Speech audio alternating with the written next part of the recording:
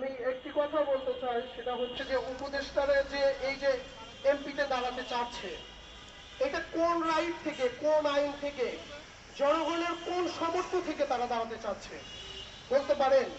ফাঁকা আওয়াজ দেয়, ফাঁকা আওয়াজ। মানুষ আর ফাঁকা আওয়াজে বিশ্বাস করে না।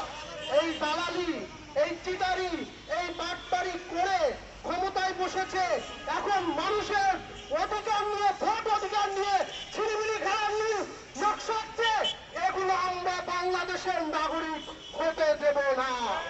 বাংলাদেশের নাগরিক, বাংলাদেশের জনগণ, বাংলাদেশের প্রতিনিধি খুঁজে নেবে। আমরা জনগণের বিশ্বাসযোগ্য, জনগণের ভালোবাসা। আজকে আমি একটু কথা বলতে চাই, যেহেতু আমাকে বক্তব্যের আগেই সিগন্যাল দেওয়া হয়েছে, তাই দীর্ঘ বক্তব্য করবো না। শুধু একটি কথাই বলবো, যারা জনগণ আছেন, যারা আমার ভাই আছেন, যারা আমার বোন আছেন, তাদেরকে উদ্দেশ্য করে বলছি, আমরা মরে যাইনি, আমরা এখনো বেঁচে আছি। আমরা আপনাদের নেতৃত্ব দেব, আমরা এই সমাজটাকে সংশোধন করব। এই সকল দণ্ড পাট্টাদেরকে দিয়ে আর রাষ্ট্র পরিচালনা করব না।